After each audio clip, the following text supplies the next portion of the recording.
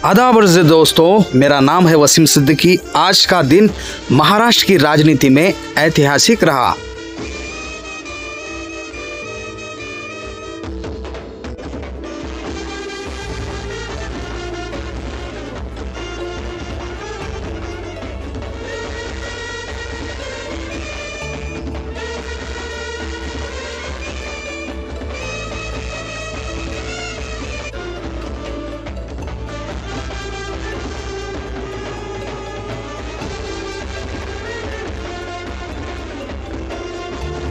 असेल की येतील का रे दोन भाऊ एकत्र। यह रैली सिर्फ भाषणों की नहीं, भावनाओं की थी। मराठी अस्मिता और हिंदी थोपे जाने का विरोध।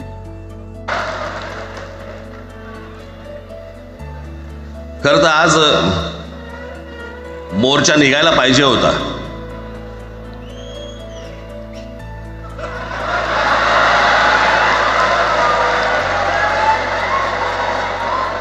तोंडानेच आहे ना?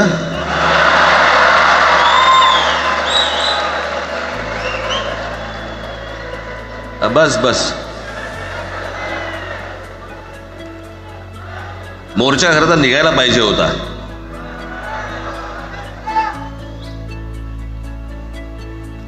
मराठी माणूस कसा सर्व बाजूने एकवटतो याचं एक चित्र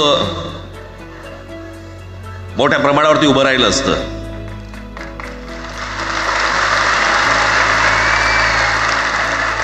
पण नुसत्या मोर्चाच्या चर्चेनेच माघार घ्यावी लागली।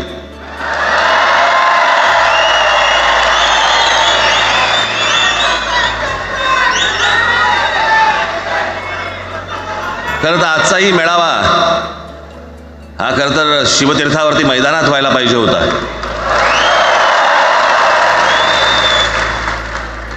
मैदान ओसंडून वाहिलं असतं अख्खं, पण पाऊस आहे। पावसामध्ये सगळ्या ठिकाणी अशा प्रकारचे काही जागा मिळत नाहीत फारशा मुंबईमध्ये, आणि म्हणून आज तुम्हाला सर्वांना इथे यावं लागलं। मी बाहेर जे उभे आहेत त्यांची मी दिलगिरी व्यक्त करतो की त्यांना आतमध्ये येता नाही आलं, परंतु आता काही स्क्रीनवरती आटपा।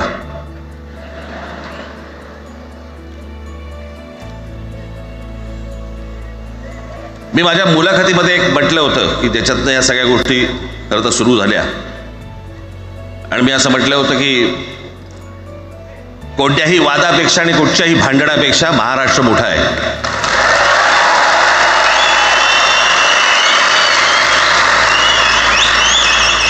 आज जवळपास 20 वर्षानंतर मी आणि उद्धव आम्ही एका व्यासपीठावरती आज येतो आहोत।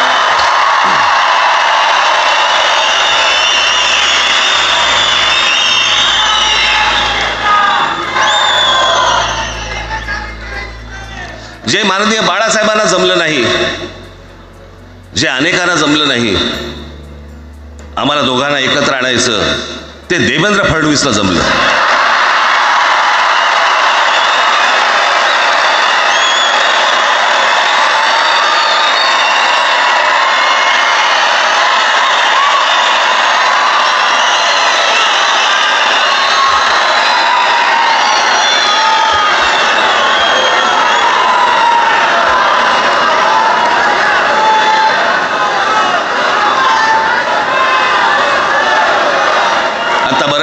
सगळे चॅनल्सचे सगळे कॅमेरे तिकडे लागलेत, इकडे लागलेत। आता संध्याकाळी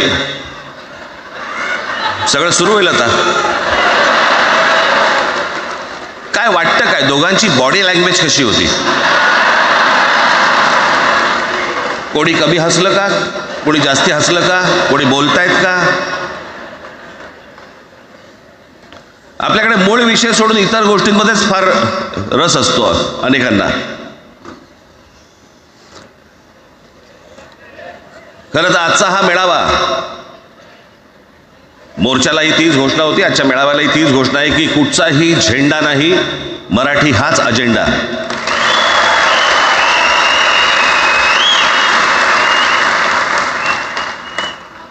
माझ्या मराठीकडे, माझ्या महाराष्ट्राकडे वेडावाकड्या नजरेने पाहायचं नाही कोणी।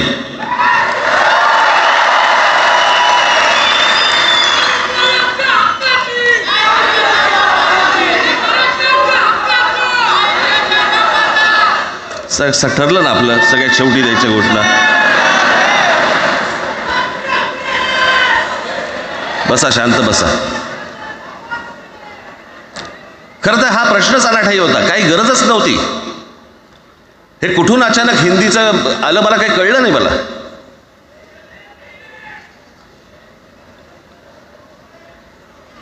आणि हिंदी कशासाठी? हिंदी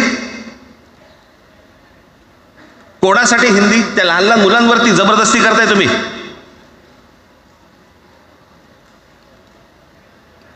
कोणाला विचारायचं नाही, शिक्षण तज्ज्ञांना काही विचारायचं नाही, कोणाला काही विचारायचं नाही. बस आमची सत्ता आहे, आमच्याकडे बहुमत आहे, आम्ही लादणार. तुमच्या हातात सत्ता असेल ती विधान भवनात,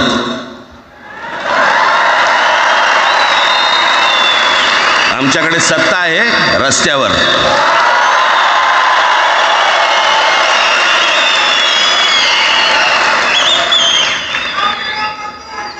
एक पत्र लिहिलं, 2 पत्र लिहिली,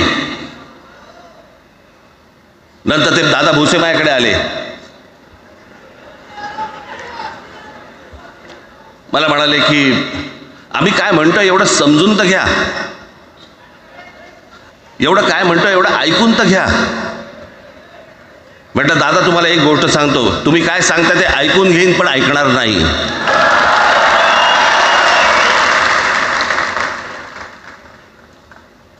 मराठीच्या विषयामध्ये त्याच्यात तुम्ही तिसरी भाषा लादताय. त्रिभाषा सूत्र, कुठलं त्रिभाषा सूत्र आणलं? त्रिभाषा सूत्र ज्या वेळेला आलं ते फक्त सेंट्रल गव्हर्नमेंट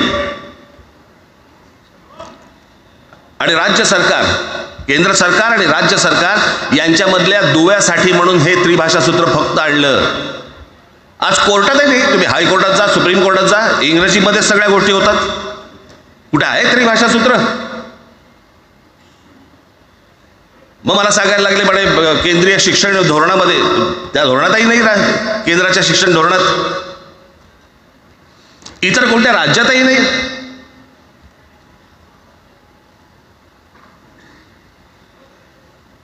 महाराष्ट्रात प्रयोग करून पाहिला तरी दक्षिणेची राज्य तर हिंगलावून विचारत नाही त्यांना. पण महाराष्ट्र ज्या वेळेला पेटून उठतो त्यावेळेला काय घडतं आणि काय होतं हे आज राज्यकर्त्यांना समजलं असेल. त्याशिवाय का माघार घेतली?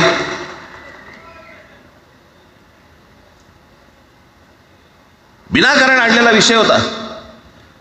मी त्याशी भुसेंना सांगितलं, म्हटलं मला सांगा उत्तर प्रदेश, बिहार, राजस्थान, मध्य प्रदेश कोणती तिसरी भाषा आणणार आहे? खरं तर आणली पाहिजे.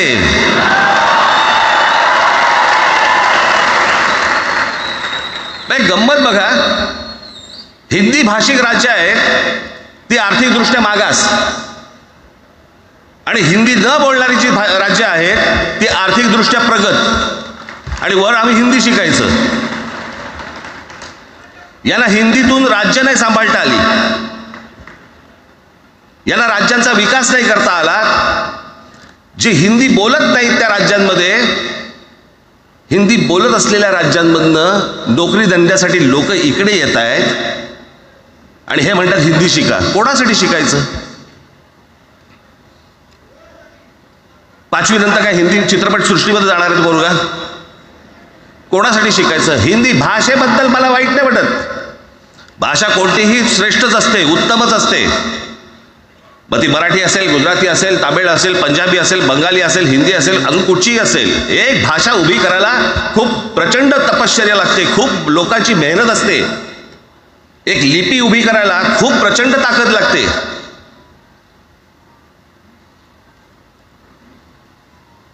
अशाच भाषा काय उभ्या राहत नसतात.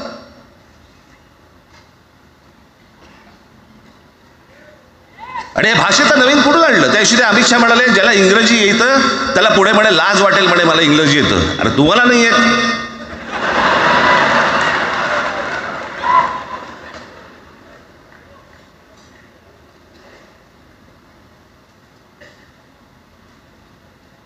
या संपूर्ण हिंद प्रांतावरती 125 वर्ष 125 वर्ष मराठ्यांनी राज्य केलं. 125 वर्ष इतक्या राज्यांवरती आम्ही राज्य केलं. त्यावेळेला राज्यच नव्हती, पण जे प्रदेश होते त्याच्यावरती राज्य केलं. आम्ही मराठी लादली गुजरातवरती, मध्य प्रदेशवरती, राजस्थानवरती, पंजाबवरती, इतर सगळ्या प्रांतांवरती जिथे जिथे म्हणून अटोकपर्यंत पोहोचले होते मराठा साम्राज्य, आम्ही लादली. अरे हिंदी भाषा ही 200 वर्षापूर्वीची भाषा आहे, महाराजांच्या काळात पण नव्हती.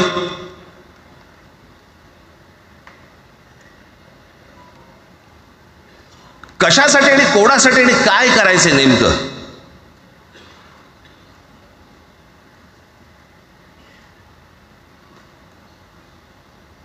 यांनी फक्त चाचपडून पाहिलं, चाचपडून. मुंबई स्वतंत्र करता येते का याच्यासाठी अगोदर जरा थोडंसं भाषेला डिवचून बघू. महाराष्ट्र शांत राहिला तर पुढे ते पाऊल टाकू.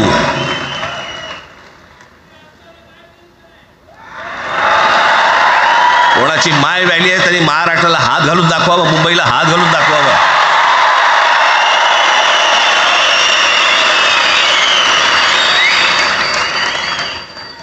त्या मजाक वाटला काय? आम्ही शांत आहोत याचा अर्थ गांडू नाही आहोत.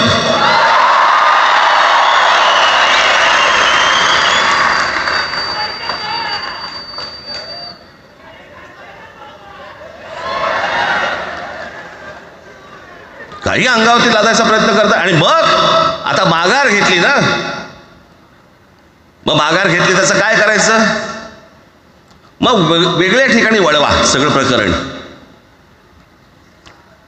वेगळ्या ठिकाणी म्हणजे कुठे? ठाकरेंची मुलं इंग्रजी मीडियममध्ये शिकली, बरं मग पुढे? म्हणजे दादा भुसे मराठी मीडियममध्ये शिकून शिक्षण मंत्री झाले, देवेंद्र फडणवीस इंग्रजी मीडियममध्ये शिकून मुख्यमंत्री झाले. कुठे काय शिकले याचा काय संबंध?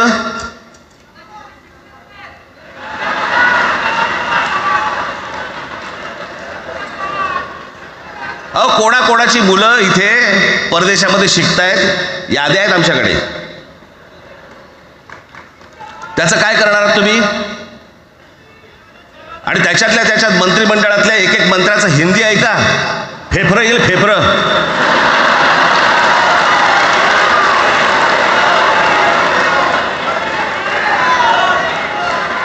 हे असले प्रश्न महाराष्ट्रात विचारले जातात. आता मी तुम्हाला अजून एक गोष्ट सांगतो.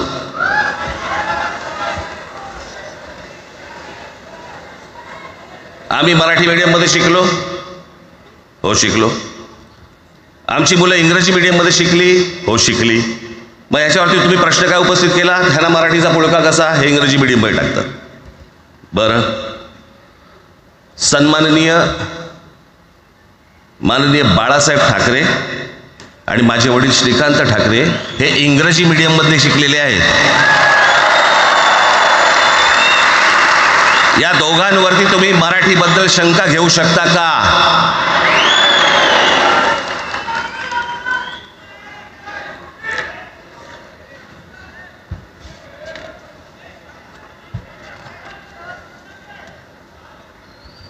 लालकृष्ण अडवाणी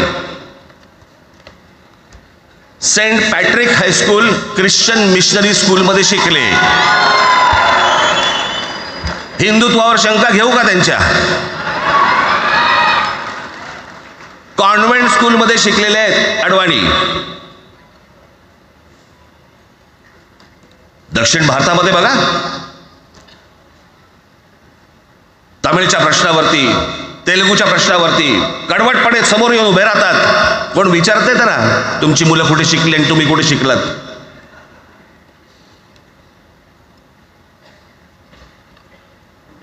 उद्या मी हिब्रू भाषेत शिकीन आणि मराठीपणाचा कडवट अभिमान बाळगीन, काय प्रॉब्लेम आहे?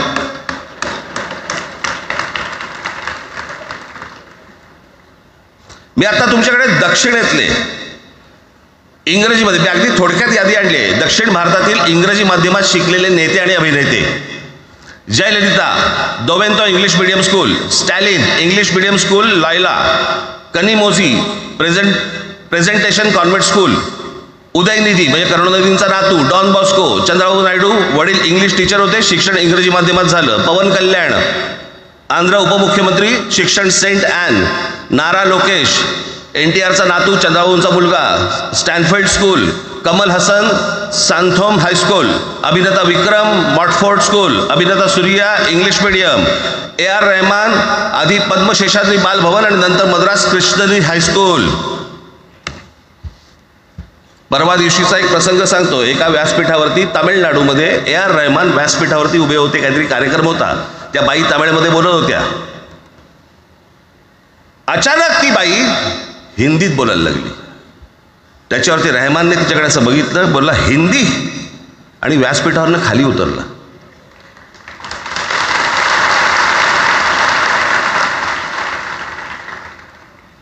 तुमचा कडवटपणा हे तुम्ही शिक्षण कुठे घेतले याच्यावरती नसतो, तो कडवटपणा तुमच्या आतमध्ये असावा लागतो.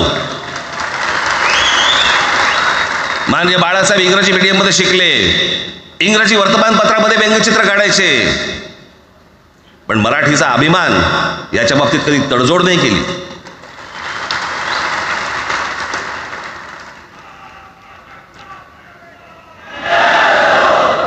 म्हणे एक भाषा म्हणे सगळ्यांनाच बांधून ठेवते. कुठची एक भाषा? आजपर्यंत काय वाकडं झालं? म्हणजे आपल्या संरक्षण खात्यामध्ये घ्या,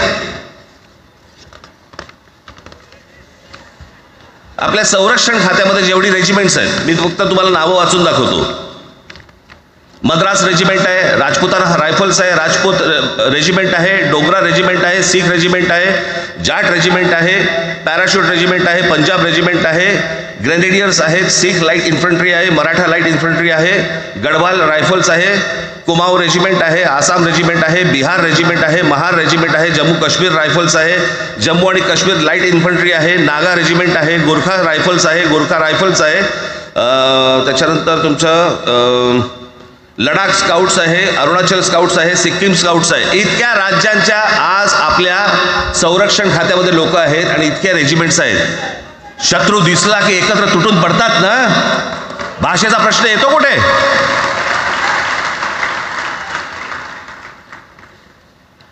या देशामध्ये जेव्हा भाषावार प्रांतरचना झाली तीच या गोष्टींसाठी झाली ना, की प्रत्येक भाग तसे भाषांचे होते म्हणून. मग या सगळ्या गोष्टी का सुरू केल्यात तुम्ही? कशासाठी सुरू केल्यात? काय याच्या मागचं राजकारण? आत्ता सांगून ठेवतो. आज तुम्ही सगळेजण मराठी म्हणून एकत्र आलात. आज महाराष्ट्रामधला तमाम मराठी आज मराठी म्हणून एकत्र आला. टाळ्या वाजू नका. मी काय सांगतोय नीट ऐका. याचा पुढचं राजकारण ह्यांचं पुन्हा तुम्हाला जातीमध्ये विभागायला सुरुवात करतील. पुन्हा हे जातीचं कार्ड खेळायला सुरुवात करणार. मराठी म्हणून तुम्हाला कधी एकत्र येऊ देणार नाहीत. हे जातीपातीमध्ये विभागायला सुरुवात करतील. आता हे सुरू केलं. काल कोणाच्या ते व्यापाऱ्याच्या कानफडीत मारली मीरा भाईंदरला. त्याच्या काय इथे लिहिलं होतं काय गुजराती?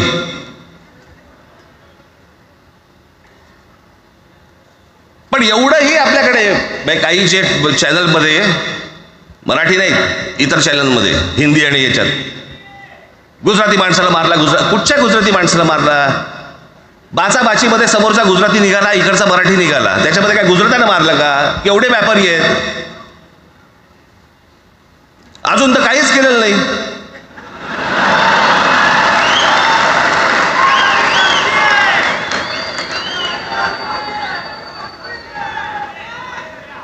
अर्थात त्यांना मराठी आली पाहिजे याच्याबद्दल वाद नाही. विनाकारण उठसूट काही मारामारी करायची गरज नाही, मारायची गरज नाही. पण जर जास्ती नाटकं केली तर कानाखाली आवाज काढलाच पाहिजे तुम्ही.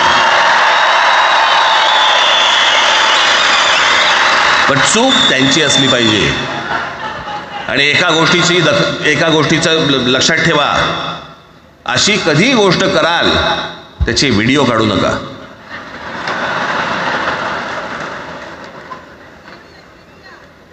आपल्यामध्येच त्यांना कळलं पाहिजे. कळलं का? मारणारा कधी सांगत नसतो, मार खाणारा सांगत असतो मला मारला म्हणून. त्यांना सांगू देत.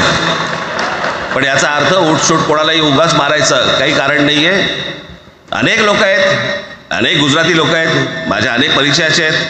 माझे एक मित्र आहेत नयन शहा म्हणून, त्याला मी गुजराठी म्हणतो. तुमचा विश्वास बसणार नाही इतकं अप्रतिम मराठी तर बोलतोच, विनोदाचंही अंग आहे. आणि शिवाजी पार्क मैदानामध्ये फिरताना कानाला हेडफोन लावून पु ल देशपांडे ऐकणारा गुजराती आहे.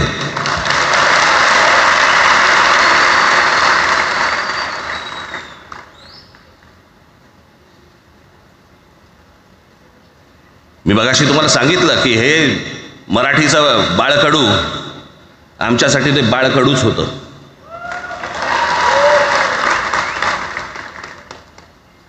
मी मागे एक प्रसंग सांगितला होता, आज मुद्दामून तो प्रसंग सांगतो आपल्याला की हे आमच्या धमन्यांमध्ये आलं कुठून.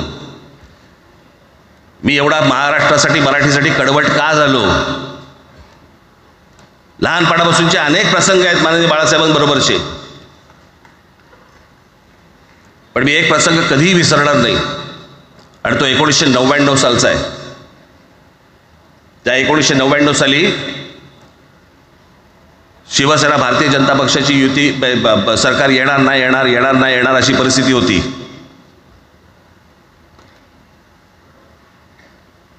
पवार साहेब त्यावेळेला त्यांनी राष्ट्रवादी काँग्रेस पक्ष स्थापन केला होता. वेगवेगळे लढले होते. आणि मग सगळ्या त्या वादामध्ये, शिवसेना भारतीय जनता पक्षाच्या त्या वादामध्ये काहीच होईना. दिवसामागून दिवस चाललेत परंतु काही होईना. एके दिवशी मी मातोश्रीला खाली बसलो होतो, दुपारची वेळ होती. अचानक 2 गाड्या लागल्या. साधारणपणे 3:30-4 वगैरे वाजले असते. ते जरा वेळेला नाव विसरतो तिथे, कोणाचं कोणतो प्रकाश जावडेकर आणि काही मंडळी आली.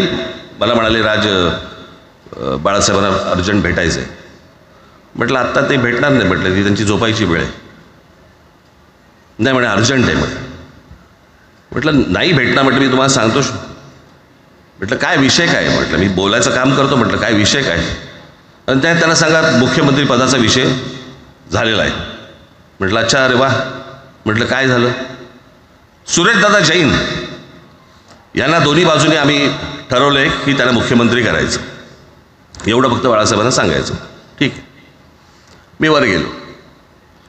रूममध्ये काळोख, शांतता. आम्ही अरे तुरेमध्ये बोलायचो म्हणून मी हाक मारली. म्हटलं हे काका गाढ झोपले होते. म्हटलं काका उठ. ए काका उठ. बघितलं माझ्याकडे. काय रे. म्हटलं नाही ते सगळे खाली जावडेकर वगैरे सगळी मंडळी आलेत. म्हटलं बरं मग. नाही ते म्हणतात ते मुख्यमंत्री पदाचा विषय झाला आहे म्हणून. म्हटलं पण ते मला काय झालं. ते म्हणाले सुरेशदादा जैन यांना मुख्यमंत्री पदासाठी दोन्ही जणांनी सांगितलं की करायचं म्हणून. असं माझ्याकडे बघितलं त्यांनी. त्यांना जाऊन सांग महाराष्ट्राचा मुख्यमंत्री मराठीच होईल, दुसरा कोणी होणार नाही.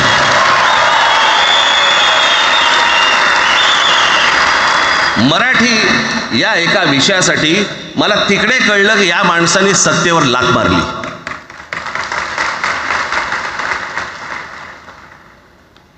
हे संस्कार ज्या पोरावरती झाले असतील तो मराठीसाठी तडजोड करेल काय.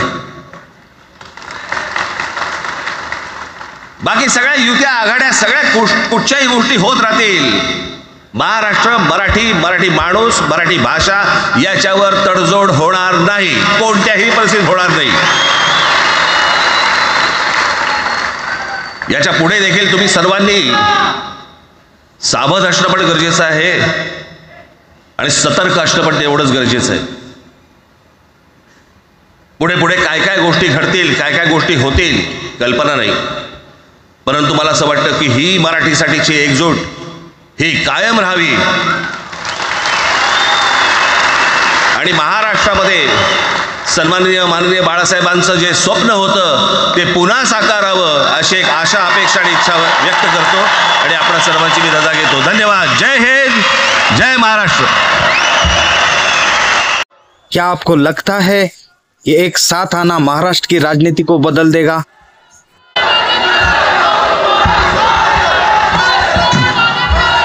बऱ्याच वर्षानंतर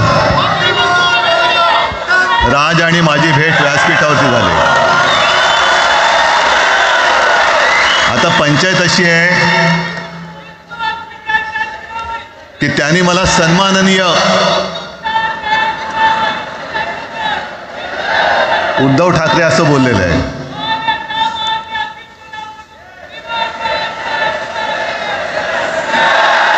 ठीक आहे. आणि साहजिकच आहे की त्याचंही कर्तृत्व आपण सर्वांनी पाहिलेलं आहे.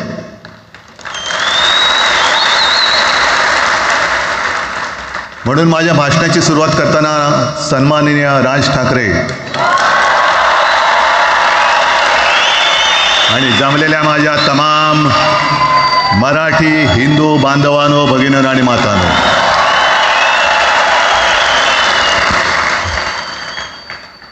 अप्रतिम मांडणी राजनी केलेली आहे. माझ्या भाषणाची काय आवश्यकता आहे असं मला वाटत नाही, कारण आजच्या कार्यक्रमाची घोषणा झाल्यानंतर साहजिकच आहे सगळ्यांचं लक्ष हे आज भाषणाकडे आहे. पण वैयक्तिक मला असं वाटतं की आज आमच्या भाषणांपेक्षा आमचं एकत्र दिसणं हे महत्त्वाचं आहे. सर्वप्रथम इकडे समोर सगळेजण बसलेत. ज्यांनी ज्यांनी मराठी भाषेसाठी पक्षभेद विसरून एक मराठी माणसाची वज्रमूठ दाखवली, त्या सगळ्यांना धन्यवाद देतोय. दीपक पवार पण त्याच्यात आहेत, सगळेच आहेत. मुणगेकर साहेब आहेत, सुप्रियाताई आहेत, सगळेच आहेत. कोणाकोणाची नाही. महादेवराव बसले. महादेवराव आपल्याला सुद्धा बऱ्याच वर्षांनी पाहिलं. त्या वेळेला काय जानकर बी अंजान होते, असं होतं. पण एक गोष्ट नक्की की आमच्या दोघांमध्ये जो काही अंतरपाठ होता तो आनाजी पंतांनी दूर केला.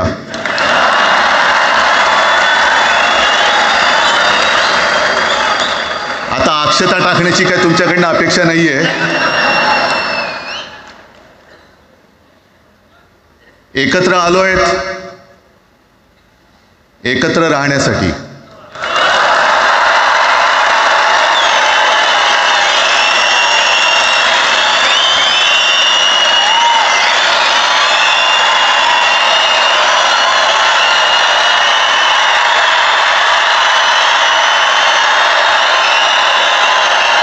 आणि मला कल्पना आहे,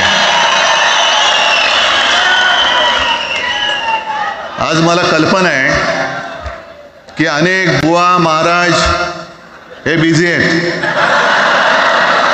कोण लिंब कापतंय, कोण टाचण्या मारतंय, कोण गावी जाऊन अंगारे दुपारे करत असेल, रेडे कापत असतील. त्या सगळ्यांना सांगतो, या सगळ्या भोंदूपणाविरुद्ध माझ्या आजोबांनी लढा दिला होता आणि त्यांचे आम्ही वारसदार म्हणून तुमच्यासमोर उभे ठाकलेलो आहोत.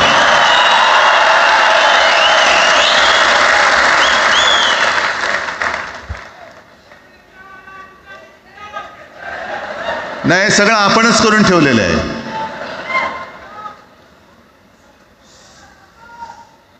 भाषेवरनं जेव्हा एखादा विषय निघतो तेव्हा तो केवळ वरवरचा धरून चालणार नाही. मधल्या काळामध्ये अगदी दोघांनी, म्हणजे मी काय राजनैतिक आणि आपण सगळ्यांनी या नतद्रष्टांचा अनुभव घेतलेला आहे. वापरायचं आणि फेकून द्यायचं. आता आम्ही दोघं मिळून तुम्हाला फेकून देणार आहोत. आजपर्यंत वापर करून घेतला. अरे डोक्यावरती जर का शिवसेना प्रमुख नसते तर तुम्हाला ओळखत कोण होतं या महाराष्ट्रामध्ये? कोणत्या भाषेत बोलत होतात? अगदी राज, तू सगळ्यांची शाळा काढली. मला एका प्रश्नाचं उत्तर पाहिजे, मोदींची शाळा कोणती? सगळ्यात उच्च शिक्षित आहेत.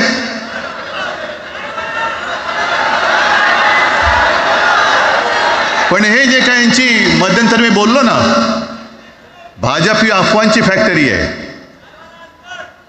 मधल्या काळात त्यांनी सुरू केलं होतं, उद्धव ठाकरेने हिंदुत्व सोडलं. हिंदुत्व ही कोणत्याही भाषेची मक्तेदारी नाही. आम्ही अस्सल मराठी बोलणारे तुमच्यापेक्षा जास्त कडवट कट्टर देशाभिमानी हिंदू आहोत. तुम्ही काय आम्हाला हिंदुत्व शिकवताय? अरे 92-93 साली जेव्हा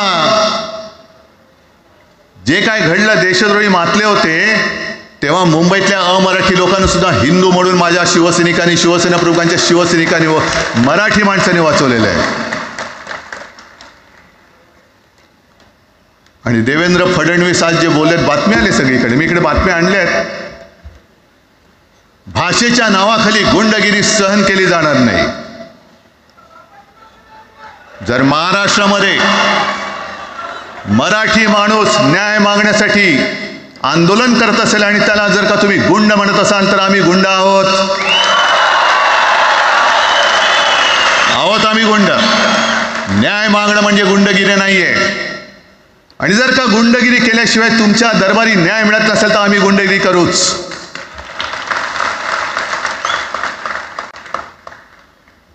पण हे सगळे राजकीय बाडगे, देवेंद्र फडणवीसांची आजचं वक्तव्य म्हणजे मला संयुक्त महाराष्ट्र चळवळीच्या वेळेला सखा पाटलांनी केलेलं एक वक्तव्य आठवते. हे असेच तेव्हाचे, म्हणजे जो दिल्लीत बसतो त्याचे पाय चाटणारे इथले राज्यकर्ते असतात, त्यांना मी बाडगे म्हणतोय.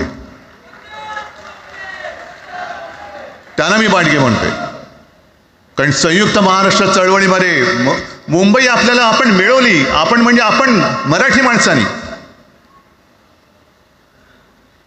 तेव्हाही तत्कालीन जे सत्ताधारी होते, हो अगदी काँग्रेस होतीच ना तेव्हा सत्तेवर, मुंबई मराठी माणसाला द्यायला तयार नव्हती. आणि तेव्हा सुद्धा एक मराठी माणूस, म्हणजे आज जे बोलतायत ना आम्ही मराठी नाहीत का, अरे तुम्ही नुसतं नावाने मराठी आहात, तुमच्या अंगात मराठी रक्त आहे की नाही आता तपासावं लागेल.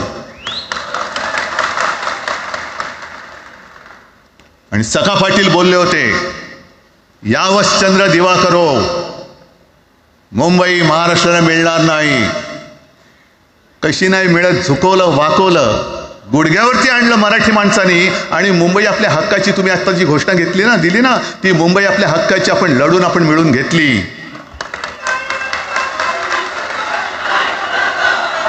कशासाठी हा सगळा तुम्ही घोळ घालतात? पण याच्या मागे मी जे माझ्या डोक्यात जो एक विचार आहे, पटतं की नाही बघा. हे यांचं सध्या जे काय चालू आहे, म्हणजे आधी आपल्याला सुद्धा वाटलं होतं. कारण तेव्हा काश्मीरमध्ये 370 कलम होतं, ते हटवण्यासाठी शिवसेनेने पाठिंबा दिला. आणि तेव्हा यांनी घोषणा दिली होती, एक निशाण, एक प्रधान, एक विधान. बरोबर आहे, देश एक असला पाहिजे, संविधान एक असलं पाहिजे, निशाण सुद्धा एकच, तो आपला तिरंगा असला पाहिजे. भाजपचं भांडी पुसायचं फडकं असतं कामा नये. ते फडकं म्हणजे आमचा राष्ट्रध्वज नाहीये. पण ते सगळं चाललंय एक एक एक एक. त्याच्यानंतर आता नवीन एक तुमणं काढलं, 1 नेशन 1 इलेक्शन. म्हणजे हळुवारपणाने हे सगळं काही एक एक एक करत, हिंदी, हिंदू, हिंदुस्तान, हिंदू आणि हिंदुस्तान मान्य आहे, पण हिंदीची सक्ती आम्हाला मान्य नाही. तुम्ही कितीही कमिट्या करा, हिंदीची सक्ती तुमचे 7 पिढ्या उतरल्या तरी आम्ही लावू देत नाही.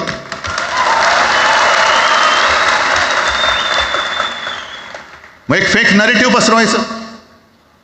हे उद्धव ठाकरेच्याच काळातलं. अरे उद्धव ठाकरे एवढं काम करत होता, मग पाडलं कशाला गद्दारी करून? का नाही बोंबललात तेव्हा? पण मी अभिमानाने सांगेन, माझ्या मंत्रिमंडळातले सहकारी इकडे बसले, जितेंद्र आव्हाड आहेत, आणखीन कोणी असतील, मी मुख्यमंत्री असताना महाराष्ट्रामध्ये मी मराठीची सक्ती केली होती आणि केलीच, ज्याचा मला अभिमान आहे. काय केलं त्याचं तुम्ही? मराठी भाषा महाराष्ट्रामध्ये सक्तीची करावी लागली. का करावी लागली? कोण आहेत आमच्या मराठीचे दुश्मन? कोण आहेत? पण महाराष्ट्रामध्ये मराठीची सक्ती केल्यानंतर सुद्धा काही लोक कोर्टामध्ये गेले. ती गुंडगिरी नाही होत. पण आत्ता कोणतरी एक तो भेडिया काय भेडी असलं त्याचं नाव,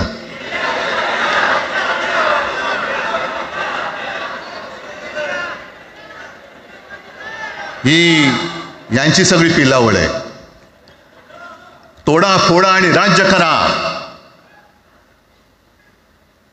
आपण ज्या काही गोष्टी केल्या होत्या, हे म्हणतात म्हणे शिवसेनेने आजपर्यंत काय केलं. शिवसेना म्हणजे आता राज मी तुला असं माझ्यासोबतच घेतो, कारण आपण तेव्हा एकत्रच होतो, आता सुद्धा पुढे एकत्र चाललेलो आहोत. त्याच्यामुळे आपलं सगळं तेव्हाच म्हणतोय, आपला एवढ्या वर्षाचा कालखंड मराठी माणूस म्हणे मुंबई बाहेर नेला. मराठी माणूस आम्ही मुंबई बाहेर नेला असं जर का तुम्हाला वाटत असेल तर 14 सालानंतर तुम्ही मुंबई आणि महाराष्ट्राचे जे काही लचके तोडलेत, मुंबईतून सगळे उद्योगधंदे, महाराष्ट्रातून उद्योगधंदे सगळे पळवले, आर्थिक केंद्र गेलं, हिरे व्यापार गेला, मोठमोठी ऑफिसेस गेली. आपल्याकडे येणारे उद्योगधंदे जे आपल्या काळात येत होते ते कुठे गेले. मग काय तेवढंच हिंदुस्थान किंवा तेवढंच सगळे हिंदू आहेत? तेवढेच हिंदू आहेत. आम्ही सगळं करत होतो, केलं होतं. पण तुम्ही पहिल्या प्रथम गद्दारी, आमच्यात गद्दारी करवलीत आणि तुम्ही आमचं सरकार पाडलं. ह्याचं कारण तुमचे जे मालक तिकडे बसलेले 2 व्यापारी, त्यांचे बूट चाटण्यासाठी तुम्ही हे सगळं करतात.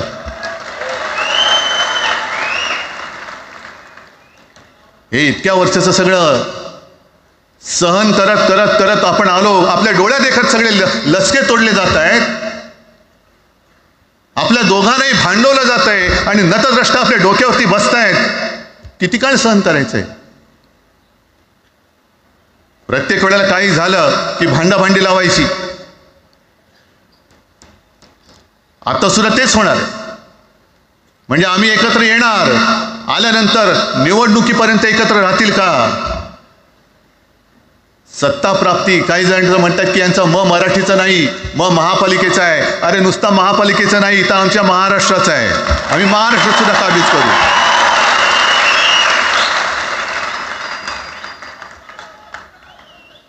आज तर निवडणुका नाही आहेत.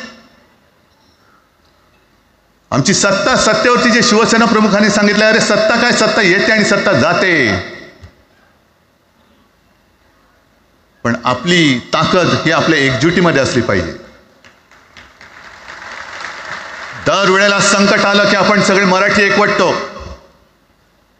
आणि संकट गेलं की आपणच एकमेकांमध्ये भांडायला लागतो. आता नको, हा नतद्रष्टपणा आता करायचा नाहीये, अजिबात करायचं नाहीये.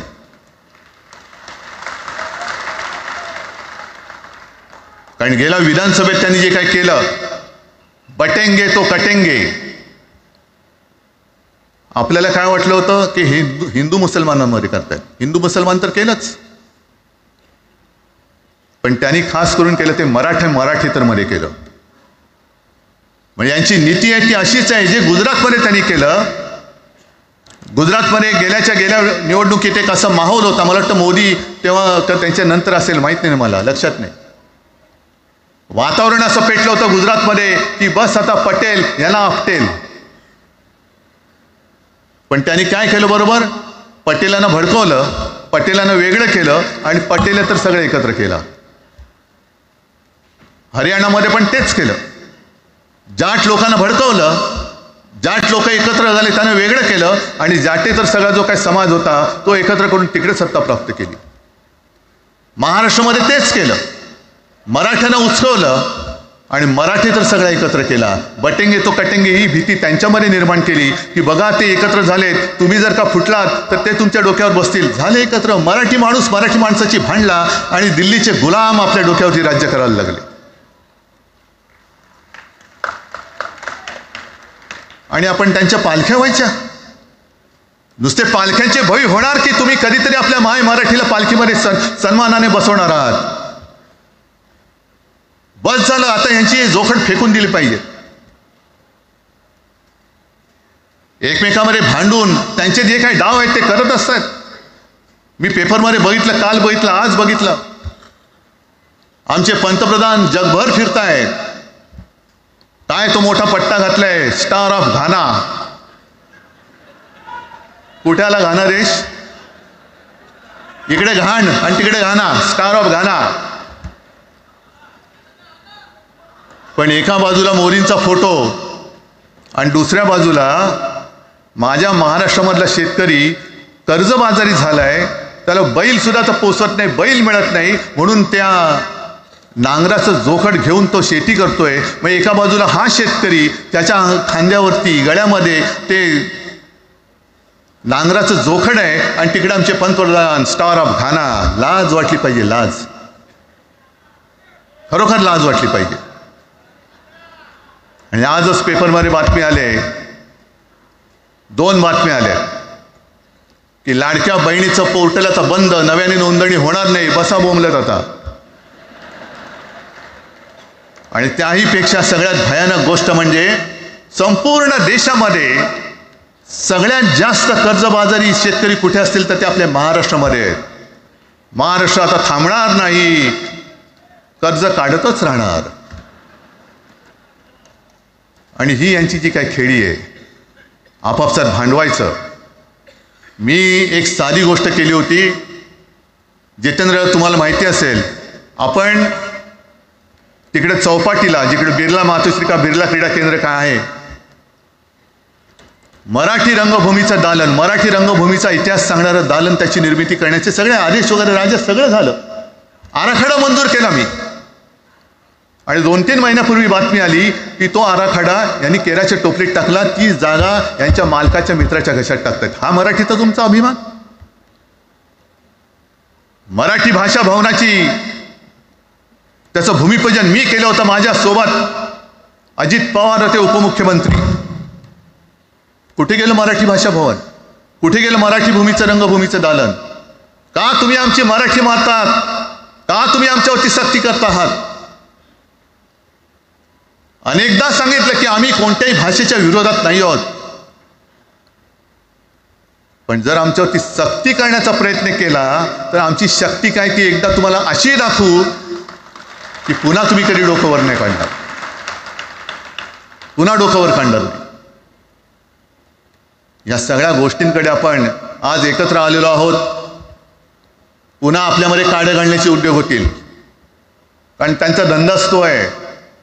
एकतर कुठे, मी नेहमी सांगतो, कोणाच्याही लग्नामध्ये भाजपवाल्यानं बोलवू नका. येतील मस्त श्रीखंड, बासुंदी, पोळ्या बिळ्या खातील आणि त्याला नवरा बायकोत भांडण लावून दुसऱ्या लग्नात जेवायला जातील. बरं, एवढं केलं तरी बरं, नाही तर त्या पोरीलाच पळून घेऊन जातील, कारण ह्यांचं स्वतःचं असं काहीच नाहीये. कोणत्याही लढ्यामध्ये कधीही भाजपा नव्हता. अगदी संयुक्त महाराष्ट्राच्या चळवळीमध्ये सुद्धा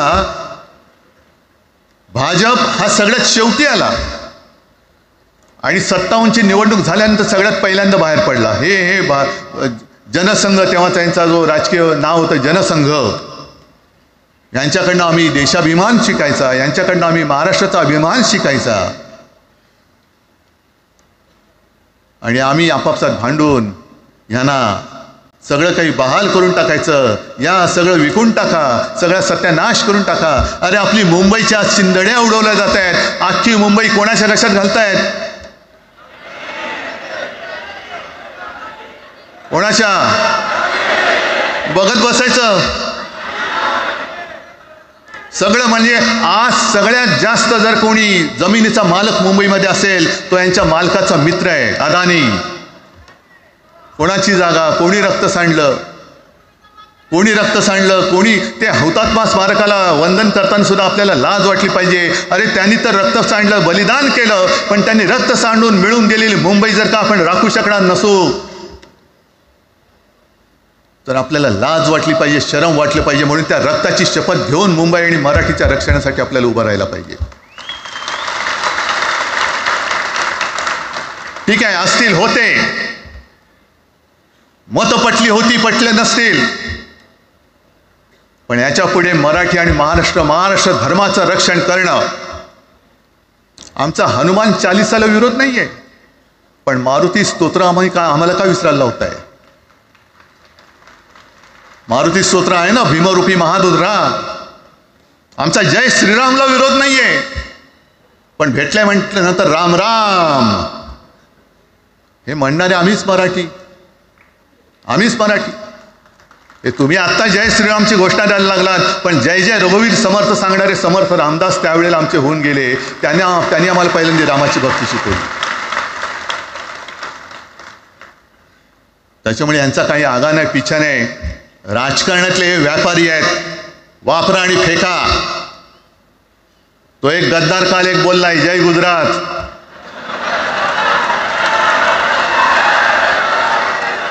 मग किती लाचारी करायची. मग तो पुष्प पिक्चर पाहिलेत तुम्ही सगळ्यांनी, दाढीवरनं हात फिरवून झुकेगा नाही साला. तसे हे गद्दार म्हणतात उठेगा नाही साला, कुछ भी बोलो उठेगा ही नाही. अरे कसा उठणार, आहे का तुझ्याकडे उठण्यासारखं? म्हणजे विचार मी म्हणतोय.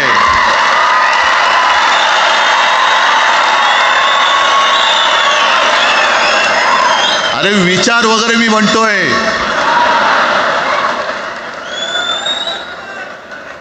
हिंदी भाषेच्या सक्तीला विरोध न करणारा बाळासाहेबांच्या विचाराचा पाईक असू शकेल? आपला मालक आला म्हणून त्याच्यासमोर जय गुजरात म्हणणारा आपल्या बाळासाहेबांच्या विचाराचा पाईक असू शकेल?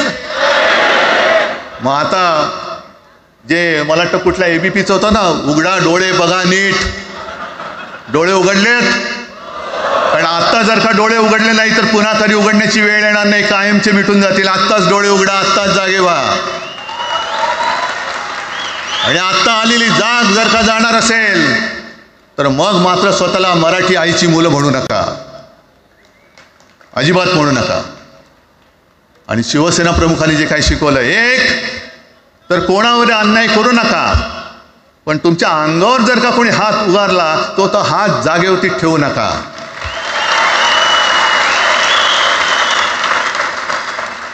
देवेंद्र फडणवीस भाषिक गुंडगिरी सहन करणार नाही तुम्ही म्हणता आहात. मला एक मराठी माणूस असा दाखवा की जो आपल्या देशात इतर राज्यामध्ये जाऊन गुंडगिरी करू शकतो, हिंमत आहे त्याची? एक मराठी माणूस दाखवा. पण तुमचे सगळे चेले चपाटे उठतायत, कोणावरही आरोप करतायत, तमाशे करतायत.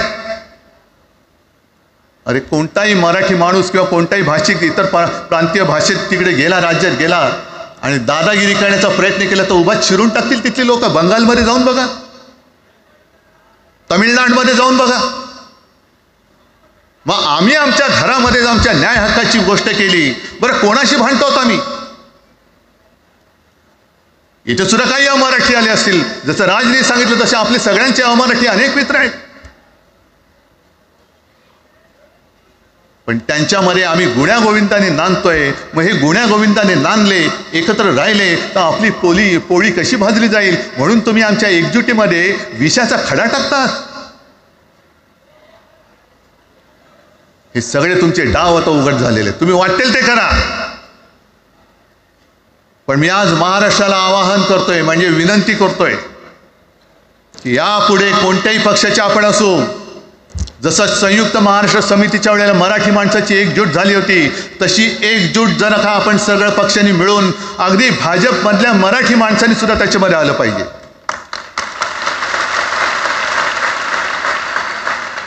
का नाही यायचं? ज्या राज्यामध्ये राहता, ज्या मातीमध्ये तुम्ही जन्माला आला, ज्या आईच्या पोटी जन्म घेतलात, तिचे उघड जर का हे धिंडोडे काढणार असतील आणि आपण आपले पक्षीय भेदाभेद घेऊन त्यांना पायघड्या घालणार असू, तर असं षंडाचं जीवन जगण्यापेक्षा मेलेलं बरं. महाराष्ट्र हा शूरांचा आहे, वीरांचा आहे, दगडांचा आहे, पण यांच्यासारखं धोंड्यांचा नाही आहे. ही आपण आता एक शपथ घेतली पाहिजे. घेताय तुम्ही? घेतलेत की एकजूट केवळ आमचा कार्यक्रम. मी राजला परवा फोन केला, अरे जसं काय आपल्या पिक्चरचा प्रीमियर होता असं सगळेजण विचारतात आज कसं येऊ. हा प्रीमियर असेल, पण आजपासून सुरुवात झालेली आहे. आजपासून सुरुवात झालेली आहे. एक तर आम्ही कोणाशी दादागिरी करणार नाही, पण कोणी दादागिरी केली तर आम्ही ती सहनही करणार नाही. शिवसेना प्रमुखांनी तेव्हा जे सांगितलं होतं तेच परत एकदा सांगतोय. मराठा मराठेतर, ब्राह्मण ब्राह्मणेतर, 96 कोळी 92 कोळी, स्पृश्य अस्पृश्य, घाटी कोकणी हे सर्व मतभेद भेदाभेद गाडून मराठी माणसाची भक्कम एकजूट बांधा.